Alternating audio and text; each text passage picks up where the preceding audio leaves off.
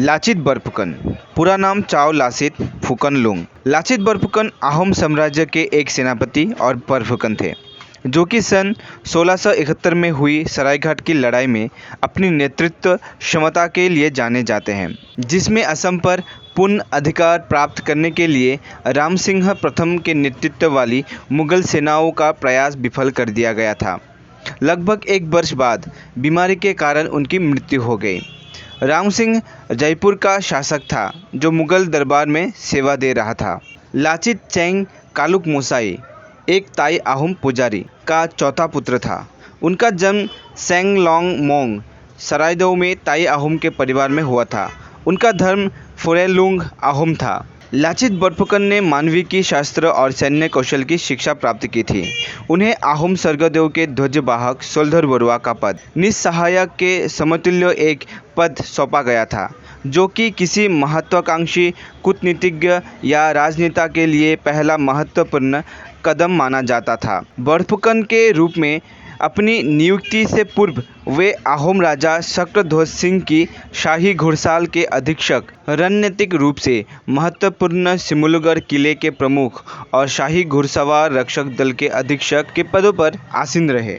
राजा शक्रध्वज ने गुवाहाटी के शासक मुगलों के विरुद्ध अभियान में सेना का नेतृत्व करने के लिए लाचित बरफुकन का चयन किया।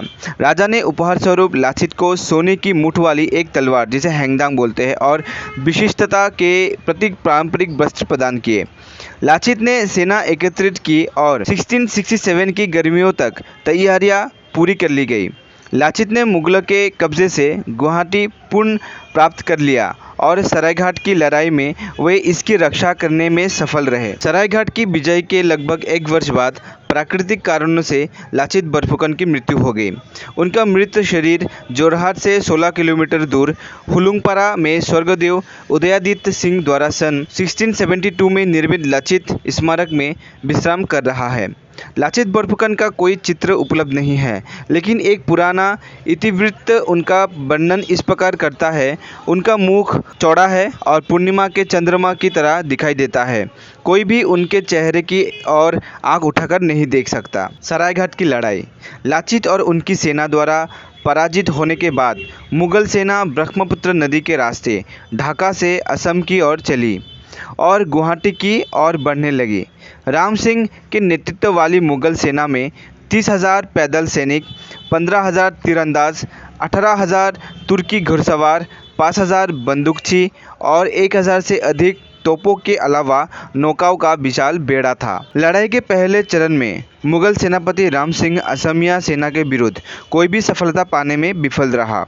राम सिंह के एक पत्र के साथ अहोम शिविर की ओर एक तीर छोड़ा गया, जिसमें लिखा था कि लाचित को 1 लाख रुपए दिए गए थे और इसीलिए उसे गुवाहाटी छोड़कर चला जाना चाहिए। ये पत्र अंततः अहोम राजा चक्रध्वज सिंह के पास पहुंचा। यद्यपि राजा को लाचित की निष्ठा और देशभक्ति पर संदेह होने लगा था, लेकिन उनके प्रधानमंत्री ने राजा को समझाया कि ये लाचित के विरुद्ध एक चाल है। सरायघाट की लड़ाई के अंतिम चरण में जब मुगलों ने सरायघाट में नदी से आक्रमण किया तो असमिया सैनिक लड़ने की इच्छा खोने लगे।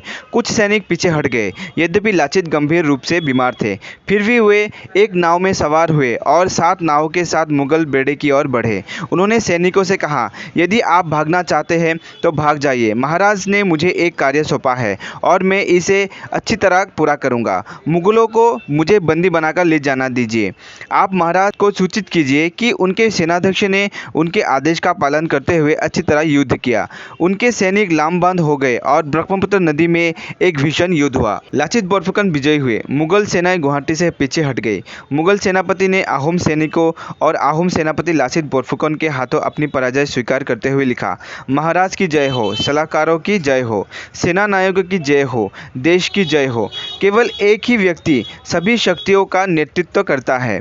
यहाँ तक कि मैं राम सिंह व्यक्तिगत रूप से युद्ध स्थल पर उपस्थित होते हुए भी कोई कमी या कोई अवसर नहीं ढूंढ सका। लाचित बरफुकन के पराक्रम और सरायघाट की लड़ाई में असमिया सेना की विजय का स्मरण करने के लिए संपूर्ण असम राज्य में प्रतिवर्ष 26 नवंबर को लाचित दिवस मनाया जाता है। राष्ट्रीय रक्षा अकेडमी के सर्वश्रेष्ठ कैडेट को लाचित मेडल से सम्मानित किया जाता है, जिसका नाम लाचित बरफुकन के नाम पर रखा गया है। दोस्तों यहाँ पर जितनी भी लाचित बोरफुकन के बारे में जानकारी दी गई है वो सब नेट से लिया गया है या फिर विकिपीडिया से लिया गया है। यहाँ पर अगर कोई गलती हुई है तो प्लीज़ हमें क्षमा कर दें।